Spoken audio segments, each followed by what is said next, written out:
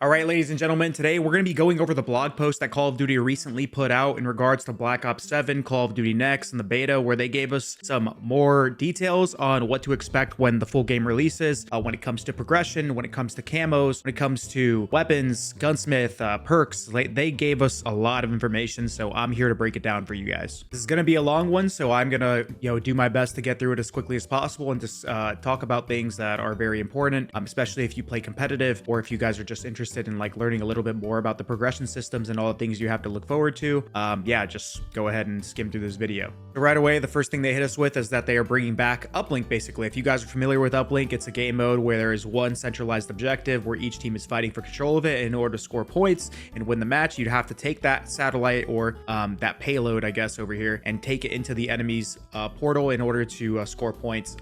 Basically, it's the same thing as uplink from before, except now the uplink carrier or the overload device carrier, they get a personal radar, so that way they can see where enemies are coming from and pushing them in order to help them avoid them. So I think that's the one twist that they added. As far as other announced modes that they are going to have in the beta, you got standard stuff like TDM, domination, S&D. I think they're looking at adding this to the beta. No confirmation yet, but I think a lot of people want it, so they might. Feel confirmed, boring, free for all, and a hard point, which is going to be in the beta. And this is primarily what I'll be playing in order to like learn spawns and stuff. Gunfight, kill order, control. So really hoping we don't play control again in the CDL. I think it's pretty boring, and I really hope that overload replaces it. Next, we're going to talk about the alternate modes like face off, basically all your standard face off game modes like they had in the last game. But this is actually the newest game mode that they're going to have, and I think it's going to be really fun, especially if you guys are looking to play something larger scale, kind of like ground war, except with maps that are made for it. It's called Skirmish. It's basically a 20v20 mode, and it's got its own maps for it, which I think is going to be pretty cool. You got grappling hooks, you got wingsuits, vehicles, all sorts of things. I really liked playing the game mode in Modern Warfare 3 that was kind of like a where you had to like escort a tank like through a big ass map, because it was really fun to grind camos. It was really easy to spawn trap. So hopefully this game mode is a lot of fun, and it's good for grinding camos, because that's primarily what I'll be playing it for. Next, you obviously got the training course, which is going to teach you all the new movement techniques and stuff like that, private matches, and then this is the cool stuff, right? We're going to talk about the maps, and I'm really excited about the maps, especially in the beta, because they are actually introducing a ton of medium-sized maps in the beta. And from the looks of it, the medium-sized maps outside of the BO2 remasters are probably what's going to be in the competitive rotation. So I think we'll get a preview of a couple of the maps, and we'll probably know a few of them that could potentially be competitive outside of the BO2 maps that are getting remastered when we actually play the beta. So here they actually show you all the maps that are going to be in the beta. So we are going to get a total of 6 maps in the beta, which is awesome. And then we obviously have the Black Ops 2 maps to look forward to. Express was a competitive map in Search and Destroy, and Raid was a competitive map in all 3 game modes. Back in the day, we used to play CTF, so Hardpoint, CTF, and we got it in Search and Destroy. So we do know that these for sure will be played. Hijacked was a map in competitive Black Ops 2. However, it was removed eventually. It was only a map for Hardpoint. And then obviously the 2 20v20 maps. So this is the only map, Blackheart right here, that is going to be small size that we are going to get in the beta, I'm pretty sure. But from the looks of it, it kind of looks like a shrink down version of Frequency. Obviously, it's not going to be a copy and paste of Frequency, but in terms of the layout and from what I've seen in videos, how it's got that like centralized area where you can either cut to the left or to the right to the other sides of the map. Kind of reminds me of Frequency, except it looks a lot more shrink down. You have that back spawn area, which is kind of like a little bit open with little bits of cover. It just kind of reminds me of like a shrink down Frequency from Black Ops 4. So this will probably be a fun map to just go out and frag out and probably grind some camos, but I don't think it'll be a competitive map. But then, oh, actually, no, I lied. So Cortex is the other small sized map. The other maps are all medium sized. So Cortex, again, we get a little preview of it here. I haven't really seen too much of on the maps. It's kind of hard to tell which maps are which based on the trailer, but the aesthetics of the maps all look really good. The colors look great. And I can't wait to honestly play. Then we get into Exposure. See, this is a medium sized map and it's playable in the beta. This map, from the looks of it, looks pretty like not isolated. Where is it? Like fragmented in terms of lanes, and I feel like it could potentially play really good. It's all going to come down to spawns. I think a lot of these maps, as much as I'd like to play as many new maps as possible, if the spawns are really bad, then the maps are going to play like ass. But from the looks of it, I mean, it looks pretty cool. I like the setting. It's like a factory and like a open, I don't even know, like a bunch of satellites everywhere, or what are these? They look like solar panels. I don't know. It looks sick. You got a little dead body on the ground. I don't know if that's a part of the map like it is on Vault, or if that's just like an operator that died and they showed it there. But apparently this is a Australian Outback installation at the eye of a vast solar array. So yeah, I don't know. It looks pretty cool. I'm pretty excited for them. Another medium-sized map that we're gonna get to play in the beta is called Imprint. This looks a lot more like a frequency / arsenal style of map, where it's kind of like gray and dreary, but it's also got that like what is it called, futuristic, like indoors and stuff like that. But this one is actually, I've noticed that a couple of these maps are actually based in the snow, and this is like one of them. So honestly, I can't wait to play. We got another medium-sized map, so again, another map that is probably playable. The Forge we've seen actually a lot of in the trailer, and this map actually looked pretty good to me, so I'm pretty excited to see what it's like playing it. But again, it just looks like there's a lot of open space, and hopefully the lanes are good and the spawns are good. Again, we're gonna get another playable map in the beta. It's a medium-sized map called Toshin. This has got that like Japanese aesthetic, which is pretty sick. I noticed that Express and Raid also got that same treatment. And personally, you know, as a person that loves like anime and stuff like that, you know, I can't wait to try this out. It looks beautiful. And again, another medium-sized map that we're gonna get to try out, so hopefully it's good. Colossus, this map will not be in the beta, but from the looks of it, it looks kind of dreary. It looks like a worn down like airport or something like that, like a worn down factory. I don't really know. Oh, it actually says here, board the floating Colossus resort. So it's some sort of like a resort where I guess people take vacations or something. I have no idea, but we won't get to play that in the beta, so we won't know. Den, another map that is you know, got that Japanese theme, won't be playable in the beta, so we'll skip over it. Flagship, again, this is a small size map, so I mean, hopefully it's good for just, you know, messing around and going for camos, but not a map that we'll play in competitive because it's going to be too small. Homestead, medium-sized map. This one we won't get to play, but this is that Alaskan, you know, themed map. It's outside in the cabins, and it kind of reminds me of like that Arden Forest aesthetic, and you know, hopefully it's good when we actually get to play it. And then Paranoia, I actually saw a couple clips of this, and the map looked insane. Like, it looked really cool aesthetically, but again, it's a small size map, so we probably won't be playing it. Retrieval, this is a large size map. Didn't really get to see much. I did see this bottom left screenshot, you know, quite a few times, but again, another snowy map. I like the diversity that they got going on here, where we're gonna actually be playing in a bunch of different settings. It makes it feel like we're not just gonna be playing on a giant Warzone map and little sections of it cut out and put into multiplayer, which is cool, because that's kind of like what Black Ops 6 was. That Avalon map was actually cut up and made into multiplayer maps. Next, we got Scar, another medium-sized map. It looks pretty cool. It looks like a rundown western town in the middle of like the mountains. I don't know what's going on here, but it looks pretty cool. Another medium-sized map. So far from what we've seen, at least in the game, there's only one large-sized map, and then everything else is medium-sized or small. And if they classify Express, and I assume they classify as Raid as medium-sized maps, then we can kind of look at the size of Raid and Express and judge the size of the other maps. While, you know, Hijacked, small map, you know, you can judge that and use that to judge the other two maps that are kind of small. And you went all the way to the top again, this map, sorry, Blackheart that they're going over, you know, in this in the blog post, this looks very small. So it pretty much extends from one end, you know, this end right here. You can see the whole map basically from it, and yeah, it looks pretty small. So I'm gonna go ahead and assume that the maps are, you know, very similar in size if they are talked about that way. Then, you know, we get the 20v20 maps.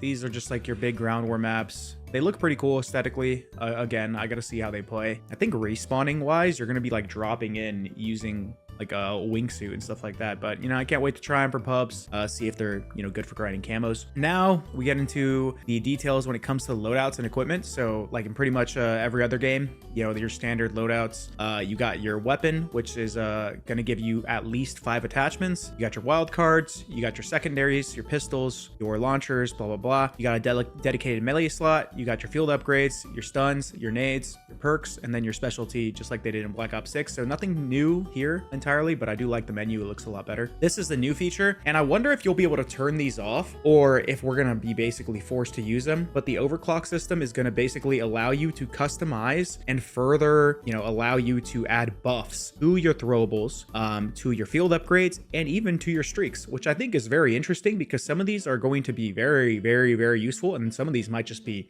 flat out OP. So I'm curious what people are going to choose to like ban, especially in the CDL, because, you know, they they always get rid of things that they think are way too OP, even if they might not be. But yeah, they actually pretty much tell you every single one of the overclock abilities for everything that is going to be, you know, in the beta, I believe. But yeah, we'll get right into that. The tacticals, you know, they show pretty much every single one here. You got the stun grenade, the EMP grenade, which is finally returning. Big fan of the EMP grenade. I think it adds a level of strategy to the game, because if you get hit by those EMPs, your mini map is gone. You can't pop your field upgrades. You're pretty much just like, it's like a soft nerf to your character, and it makes you have to have good comms when you play competitively, because you don't have access to that mini map for a certain period of time. So if your team doesn't have good comms, then players that are EMP'd suffer because they have worse awareness. They can't just rely on looking at their mini map the whole time. And then obviously the flashbang, the pinpoint grenade, which is basically one of those grenades that like shoots out darts, and if it hits you, it tracks you on the radar.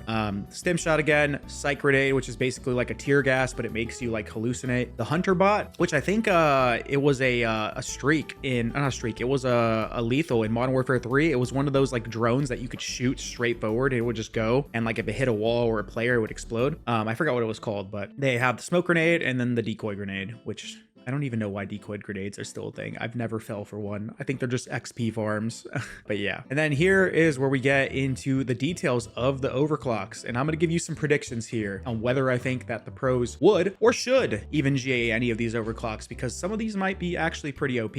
But here we got the stun grenade, which slows the victim's movement and it's aiming. The overclock for the first one is the increased stun duration. And then the second one is slows enemy movement speed when stunned. It's very weird because the description says it already does slow it, so this is like redundant. But I think if you've been playing the Call of Duties of recent, you'll notice that the stun will basically, when it hits you, it'll stun you and prevent you from like changing directions. But for the most part, you can almost like keep sprinting through a stun, even if you can't turn your character as much.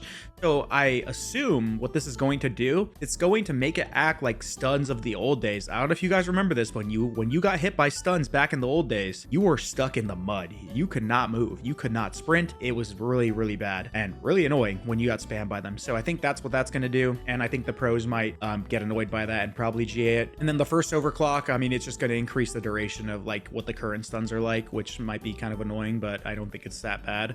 It really is going to matter, you know, how long these effects last, whether, you know, the pros deem them OP or not. We might even play with 0 overclocks on any of the throwables or the lethals or field upgrades, so we'll see. Next, we got the EMP grenade. As you guys know, it disables or destroys electronics, effective against equipment, Scorestreaks, and enemy players. The first one is going to increase the disruption radius, and I think these are going to go through walls like they did in the old games, and I really hope they do, because that created some, you know, good counterplay where you can throw it up against like a building and pretty much destroy any trophies that were active inside of the building, rather than having to chuck it directly into a room and get hit by a trophy system. And then the next one, you can cook it for an extra EMP burst. So I guess you throw it into a room and it'll burst once and then burst again.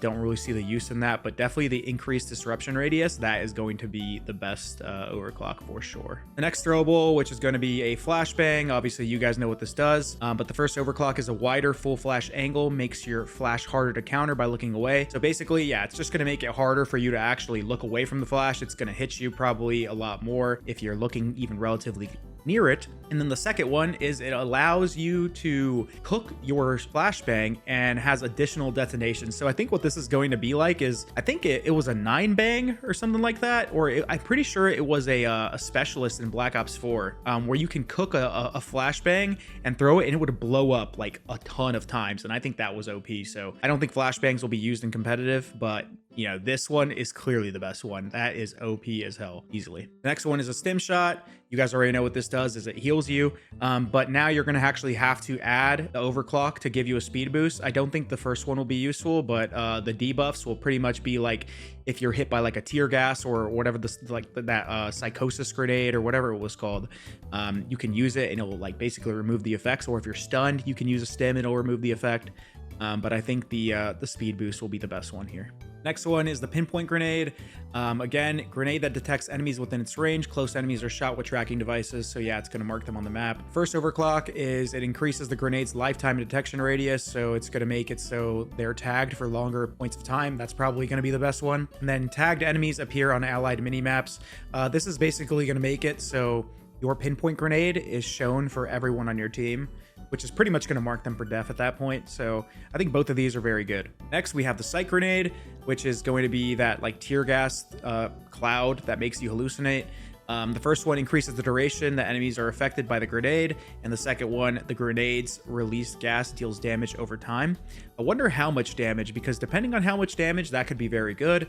Outside of that, the increased duration I think will be pretty good, because that hallucination effect is actually very good. They've shown it in the trailers a couple times, and yeah, it makes your friendlies look like enemies, and it's very disorienting. So both of these could be very, very good. And then unfortunately, we don't get details on the hunter bot, the smoke grenade, and the decoy grenade. But the hunter bot, they give you a description of it. But a personal defensive device that hovers near and homes in on enemy equipment, field upgrades, and score streaks before exploding on impact. Okay, so this isn't like the throwable from Modern Warfare 3. It's actually just like a little drone that'll hover around you, and when it sees equipment, like a field upgrade or like a score streak, I guess it just flies at it. I think that's kind of useless, but hey, at least it's not that freaking annoying drone that you could just lob and get free kills with. Up next are the lethals, and you're gonna get your standard frag grenade, sticky grenade, the cluster grenade, combat axe, point turret, needle drone, C4, and Molotov. So realistically, the only new ones are this point turret and the needle drone. The cluster grenade's been in other games, but I think that thing's gonna be pretty good. So but these needle drones and point turrets, I'm interested to see what they say they are, because I'm not entirely sure how these work. So the first thing obviously is a frag. You guys already know what that does, but high density of explosive material improves lethality, so I think it just makes it stronger.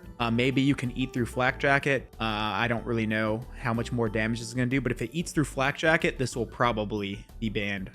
That seems pretty OP. The second overclock is it increases your throw distance, and cooking shows an arc indicator, which I think could be allowed.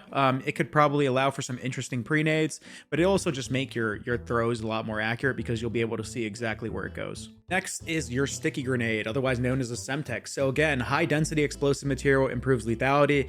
It's going to make it stronger. Again, if it potentially eats through flak jacket, I could see that being a problem. And the second one is it adds the ability to cook the fuse, which is, I think, pretty good, because before with the Semtex, you kind of just had to throw it and then you wait for it to blow up. And now if you can cook a Semtex, I feel like that could basically give you a frag and a Semtex put together into one. So you can choose how you want to use your grenade. If you want to throw it really quick and wait for it to explode, good. If you want to cook it sometimes in order to, have a more timed explosive, you can do that. I think that's very useful, and I think that will probably be allowed if they just don't really care for the overclock system and let some of these through, for sure. Next is the cluster grenade. So again, it's a grenade that scatters smaller grenades when detonated, and it adds the ability to cook it. Again, I think that's pretty useful, because you can choose how you want to throw your nades and how you want to use them. One additional mini grenade, I don't really see how good those are going to be, so I'd probably use the cook for the fuse, probably, if that was me. Combat axe, this one's a fun one, because I know a lot of people like to use these types of things in Warzone or just mess around with them, because they can pretty much allow you to get insta kills. Throwing the combat axe farther and faster, I don't really think that's a good one, but faster raise speed I think could be really good, because in scenarios where you're up close and personal, running down a hallway and you see an enemy, hit the corner, you can instantly basically just throw that at them, and it's going to be a lot quicker. So I'd probably use the faster raise speed there. And next, we finally get some details on the point turret. So it's basically just a sentry that you can put down, and it shoots people, which I think is pretty OP for a lethal. I wonder how much damage it's going to do, because if it does quite a bit of damage, I feel like that could be very annoying. Considering it's a lethal and you get it every time you spawn, that is pretty freaking OP in my opinion, because it's a good distraction.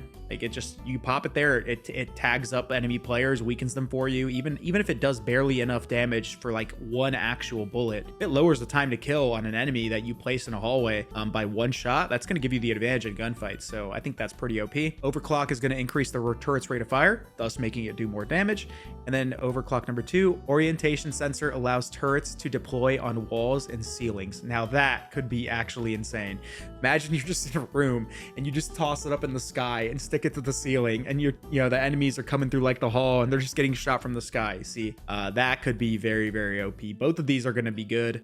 This thing is definitely not going to be allowed in the CBL. Not a chance. Next, we get the needle drone, which again, we get some details on. A small flying drone that explodes on impact, toggles between auto or manual control. So this is the one where you can throw it at an enemy and it just blows up, but you can actually control it. So it's kind of like an RC, I'm assuming, where you can kind of throw it and just like fly it. Damn, that's crazy. Some of these are insanely OP. And then again, high density explosive, so it improves the lethality of it. Again, if it eats through flak jacket, that's going to be OP as hell. Adds ability to boost the dart while flying in manual mode, so that could be pretty good. It pretty much just gives you that boost that you would get on like an RC car, except on a lethal, which is insane. Oh my god, some of these overclocks are actually disgusting. And then we don't really get any details on the C4 and Molotov overclocks, but we already know how these throwables are used. And next, we get into the field upgrades. Now, some of these are actually going to be very interesting, and some of these are returning with a different name, which I think is pretty cool.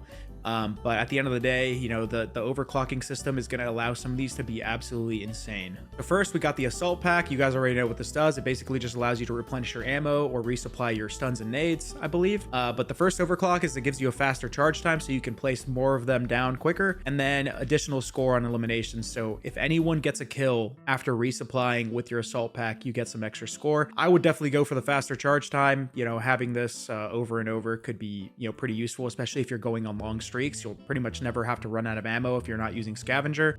So you can go for like nukes or whatever. That's pretty useful. Okay, now the drone pod is absolutely insane. It's just a little like piece of equipment that you can deploy, and it just shoots out drones, and they seek out enemies and explode like hunter killer drones from Black Ops 2. And then the overclocks, or the drones, are launched much faster, so I guess they just leave the pod quicker. And then number 2 is it leaves a minimap icon at each drone's detonation point. So this could give you free information, because obviously when it goes down to detonate on somebody, even if it doesn't kill them, you know where that drone went, so you know there's enemies in that area. So both of these are absolutely insane. The drone pod is disgusting, and I think this is going to be definitely banned in CDL. Next, we got the, you know, the score, not the score streak, but the field upgrade that we all know and love. This will definitely be used in the CDL, and I think both of these overclocks are really good. It really depends on how fast the default charge time is and how many explosives or throwables they eat. So I'm actually curious, because they said +2 explosive charge ammo. I'm not entirely sure what that means, because as far as I know, trophy systems eat both explosives and stuns and like a lot of other things.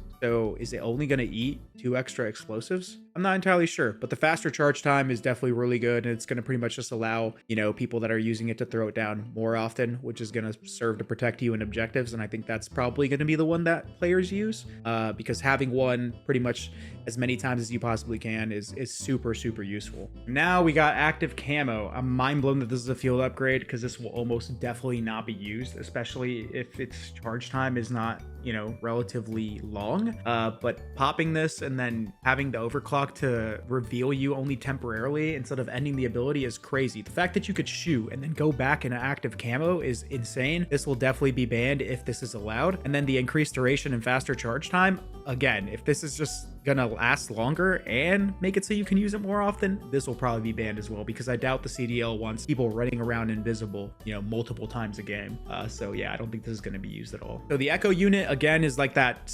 decoy / psychosis bot from Black Ops 3. Was it in Black Ops 4? I'm not entirely sure. I think it was, but it pretty much just allows you to deploy a hologram of yourself. I don't see this being too OP, but I don't know if it's going to get much use, but I think it could be, you know, very funny if used in the right times. So overclock number 2, it's going to give you a faster charge time. And then number 1, the hologram brightly flashes when enemies come near and stuns them. That is definitely OP. If you walk into it and it just stuns you, that could be very annoying. And then the brightly flashes is just going to basically tell you that there's enemies nearby. So I don't know. Again, this probably will not be used. The next is the squad link, and this kind of reminds me of like Crash's specialist. I can't remember what it's called, but back in Black Ops 4, it was like a little, you know, iPad that allowed you to charge up your teammates' health and other benefits. And what it does is it expands the coverage of the link. So I guess it's something that you throw down, and it basically just gives that buff to your teammates more often. But what it does is it boosts the score and improves the effectiveness of allied operators and gadgets in range. This is interesting. Allied gadgets. So what is it gonna like buff everything that people throw, like stuns and nades? I don't really know.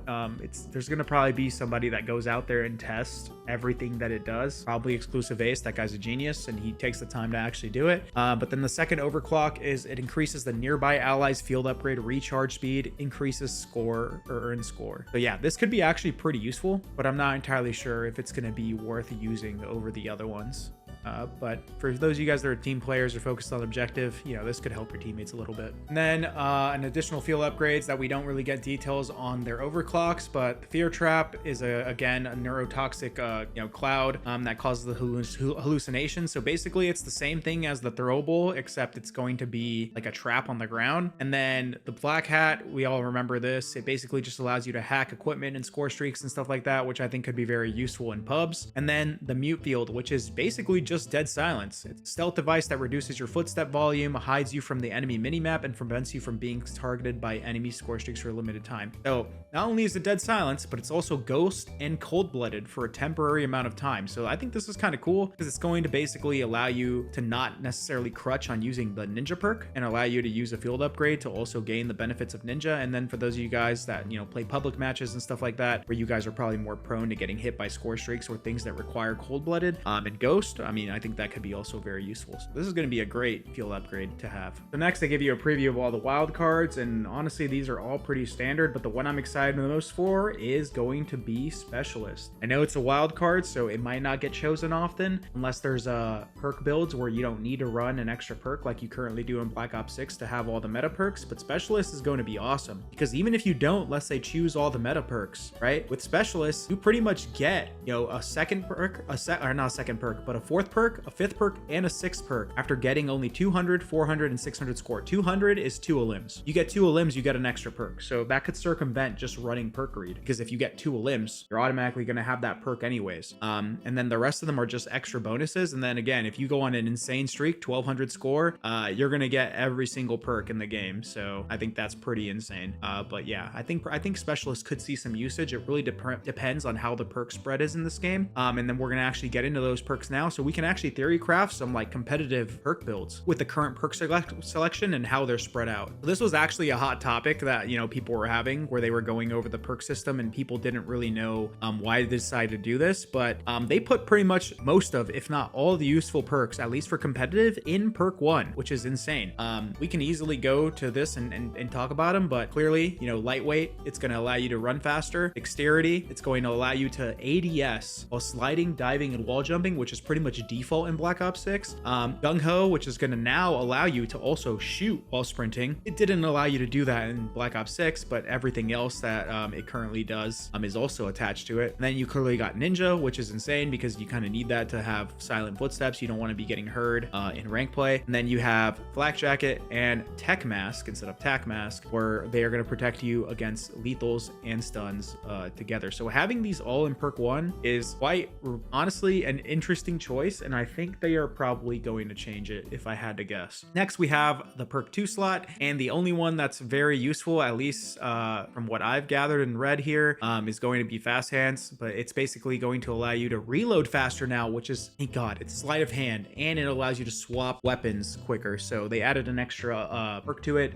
which is awesome because reloading quicker. Yeah, reloading in COD has been, you know, insanely slow for such a long time. So having this in perk slot 2 is going to be great because you get that, you know, that reload benefit, so you don't get caught reloading as much. The only other perk here that is pretty much even relatively, you know, going to be allowed in competitive is going to be Engineer. We previously used this in games like Cold War, but it allowed you to see score streaks and it allowed you to see enemy equipment. So things like trophy systems, you could see it through walls. And if you use that perk combined with something like an EMP, it will pretty much allow you to handily destroy trophy systems that are placed on the map, so that way your team could get their stuns and nades or any other equipment that they plan to throw when breaking an objective into that set objective. So I think Engineer could also be really useful. And now this is the controversy, man. Perk 3 slot, the only competitive streak that I have seen here that is even going to be worth running is going to be Tac Sprinter, which is going to allow you to have Tac Sprint. And I know, you know, some of you guys might not think this is a big deal, but the competitive community absolutely despises Tac Sprint. Everyone wants to see it gone. So for it to be the only realistically useful perk in perk 3 is insane. The only other one I guess that's pretty decent is Quartermaster, because it allows you to recharge your equipment, but most of the time you'll die you know, quicker, and you're going to spawn up with those throwables anyways. And then Charge Link I guess could be pretty good because it gives you a faster field upgrade charge rate, and it grants that benefit to all allies as well. And it gives you an extra score boost when nearby allies are using their field upgrades. So I think these are decent, but they're not going to be as good as Tac Sprint.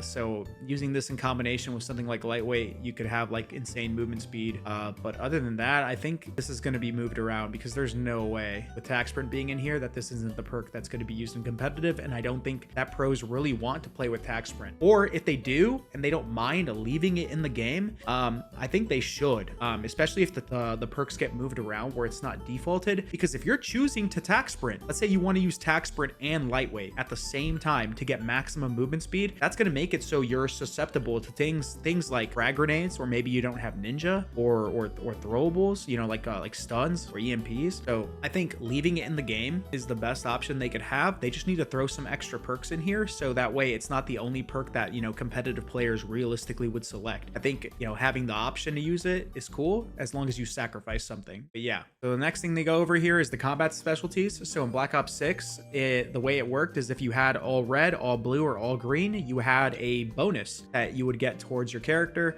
in order to, you know, give yourself a buff, whether it was things like healing quicker and moving quicker. Now those stayed in the game, but they also added hybrid perk specialties. So that way now you don't have to run all red. You can run 2 reds and a green, or 2 reds and a blue, or 2 blues and a red, and they pretty much go over every single combination, all the buffs that it will grant you. The first buff that you would get if you ran 2 reds and a blue, or 2 blues and a red, is called the scout specialty. So what it does is when you get a bullet elimination, so you shoot somebody and get on a limb, you stay completely hidden from the enemy minimap for 5 seconds, so you're going to disappear off the minimap, and then every time you get an additional elimination, it's just going to keep resetting that timer.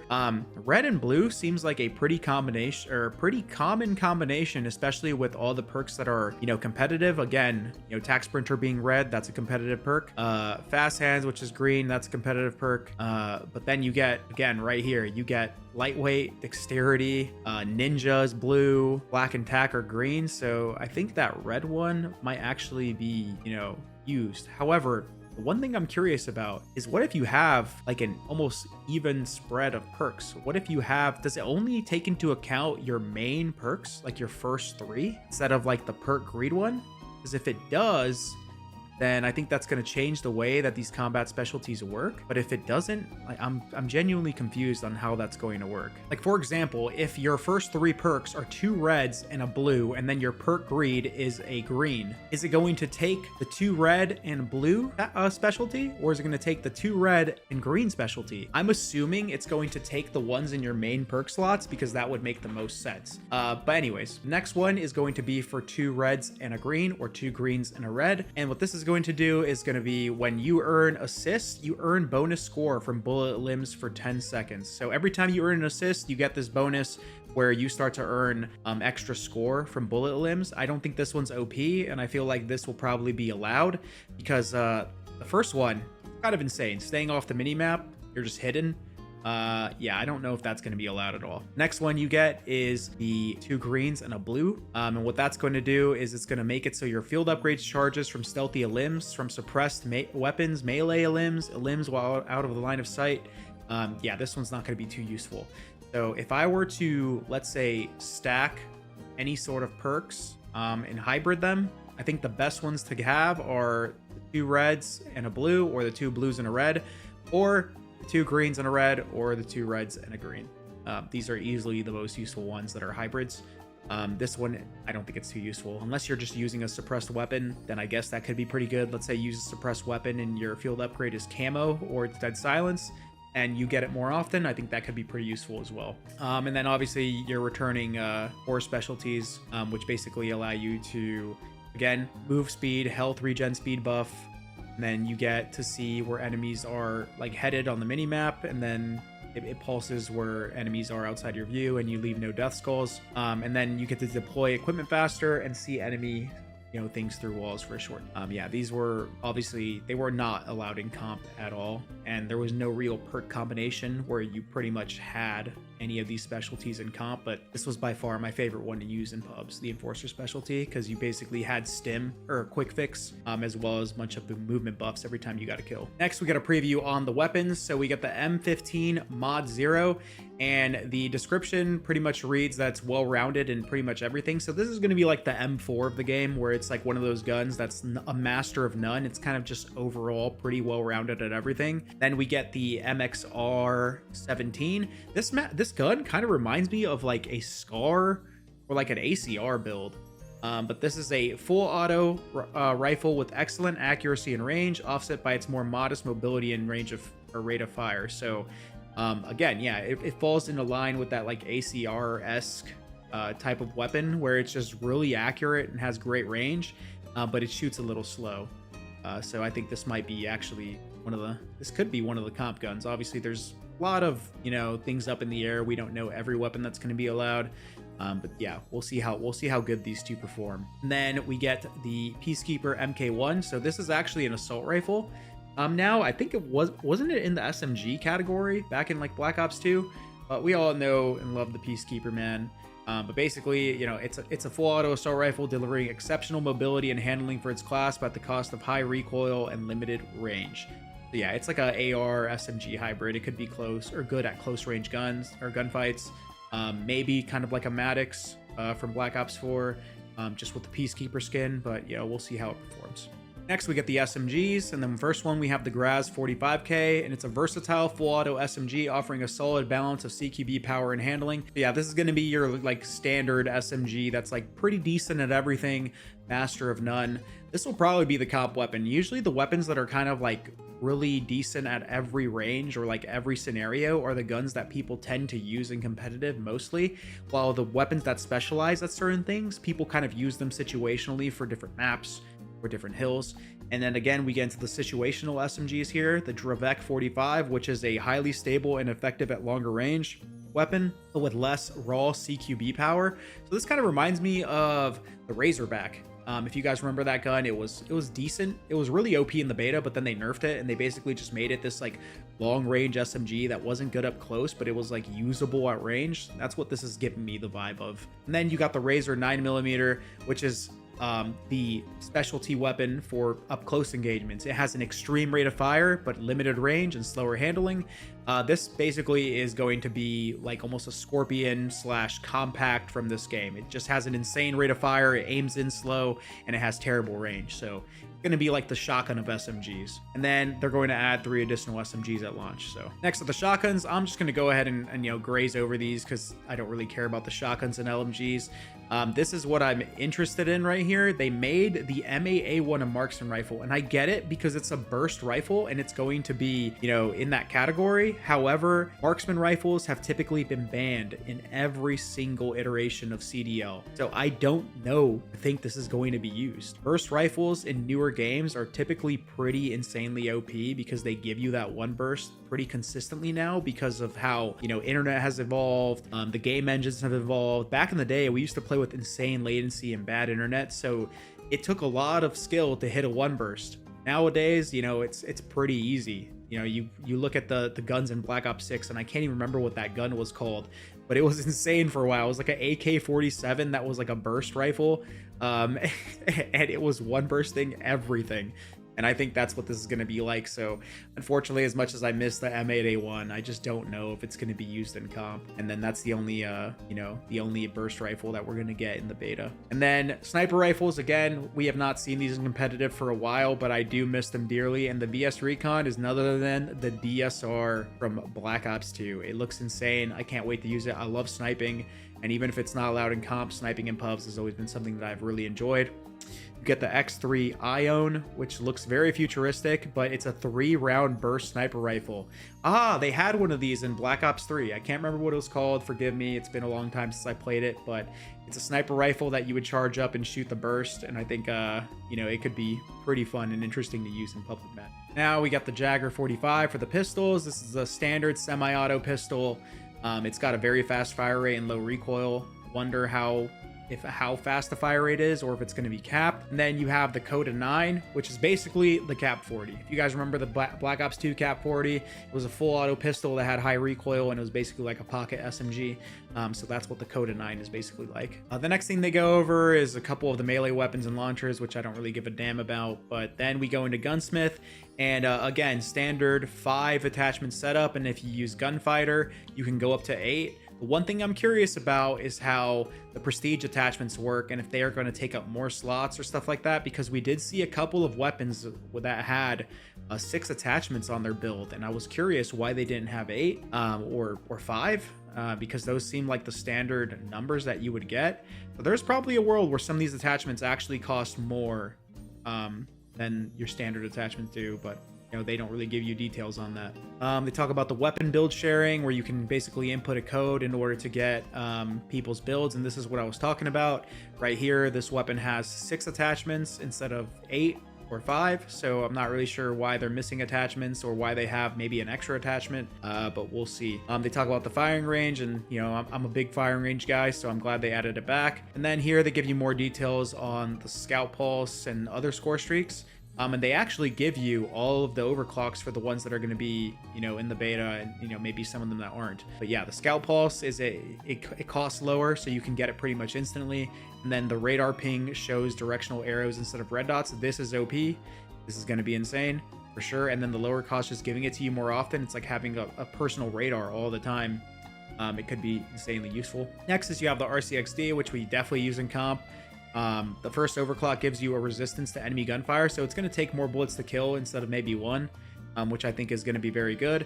And then the C target indicators on occluded enemies in medium range. I don't know what this means, but if this allows you to see enemies through walls, this is definitely not going to be allowed. The UAV's next, so it counters the first lock-on missile with the flare. That could be very annoying to play against, especially if you're going for you know, challenges with the launcher.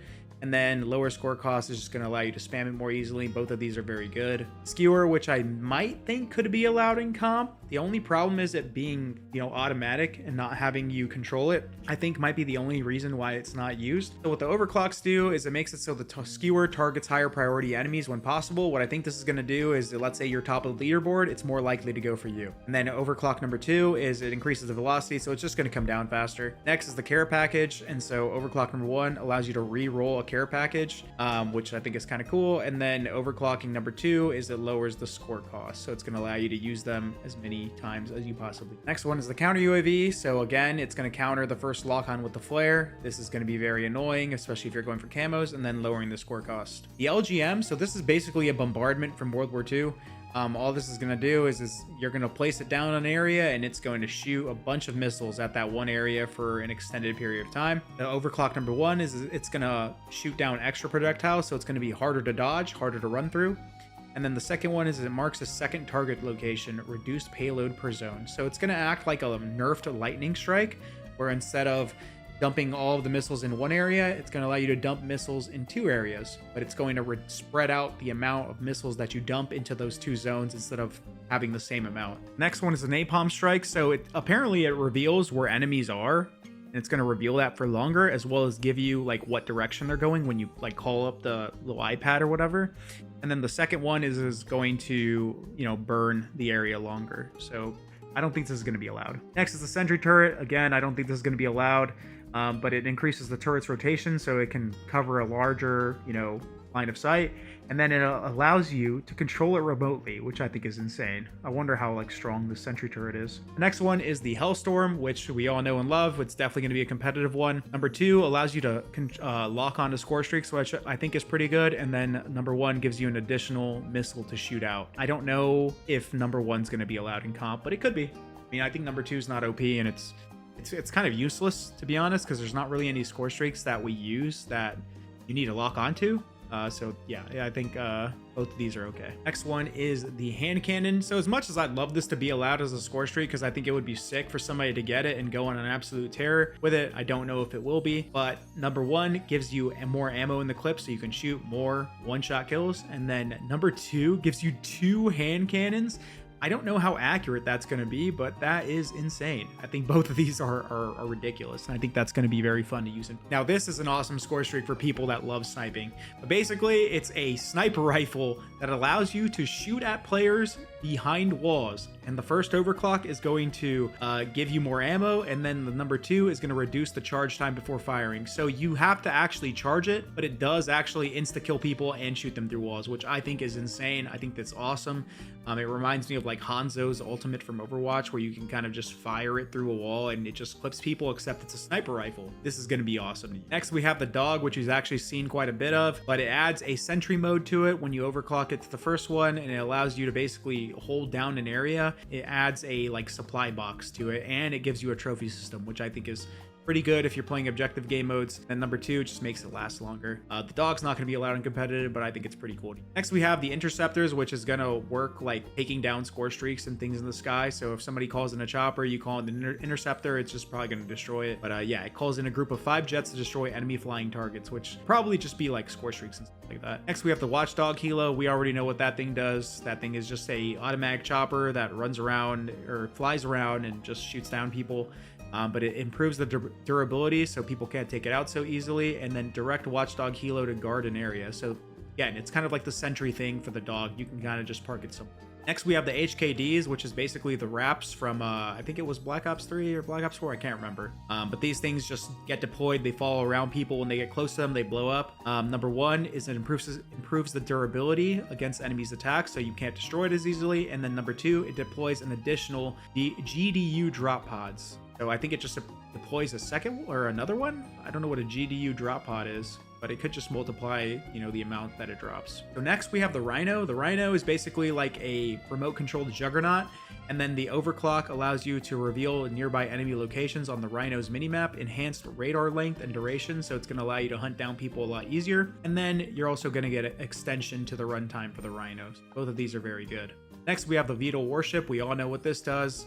But it allows you, the first overclock allows you to have the ability to boost in a direction, breaking enemy rocket lock-on, so you can dodge the rockets. And then the second one is it increases the durability, so you can eat more launcher ammo. Next, we have the harp, which is basically going to just tell you where people are and where they're going in real time. First overclock, it deploys a flare against incoming lock-on rockets, so it's going to make it harder to take down. And then number 2 makes it so you can call it in a lot easier because it reduces the score cost. I'm wondering by how much. The next one is an EMP, which the first overclock gives you a lower score cost, and the second one, it prevents the enemies from using score streaks and field upgrades for a long duration. But yeah, all this is going to do is it's going to basically wipe off the field upgrades, it's going to wipe out score streaks, and just basically do what an EMP does, except to everyone in the lobby. And then finally, the return of the Swarm, the Legion. Basically just a bunch of drones that fly around the map and target randomly and just run at you or fly at you and blow you up.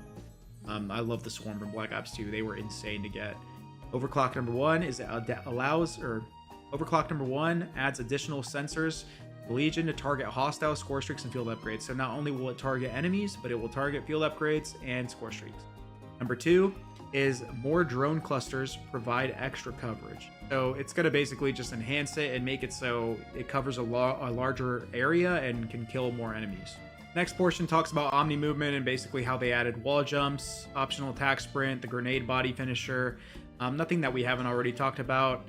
And they talk about the operators, which we don't really care about the operators, bro. Let's just scroll down. The next thing we actually care about is going to be unlocks and prestige. So again, prestiging is back, prestige master's back. The new thing that they added, well, it's not new, but they brought it back, is going to be weapon prestige and weapon prestige master. So the way this works is you're going to level up a weapon, level 50, then it's going to reset. You're going to level it up to level 50 again. Then it's going to reset one more time, and then you're going to go from level 1 to 250. And once you get to level 50, anything after level 50 is going to go up quicker. So it's not going to be as slow as it was to get to level 50, but it's probably not going to be faster, if that makes sense. And basically what that's going to do is every time you hit a weapon prestige, you're going to get a camo. And then it also gives you details on what else you're going to unlock. So the thing that I found interesting is that once you hit weapon prestige 1, is a prestige build is automatically created for the weapon you just prestige with the prestige and permanently unlocked attachments applied to it, as well as the weapon camo. So what I think this is going to do, and I wonder if you can choose the attachments, but once you prestige once, you can make a gunsmith build and save that one build to use for the rest of your journey. And I think that's going to be pretty cool because it makes it so you don't have to use no attachments off the rip. You can use like a pre-built weapon and then add on to it later in case you want to change attachments. Or if you have like your attachment setups and the setup that you like, you can pretty much just keep using that instead of starting from level 1.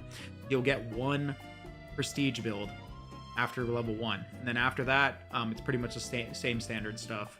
You don't get another prestige build, but you can permanently unlock attachments and you get more camos, and some of these camos are returning fan favorites, so that's pretty interesting.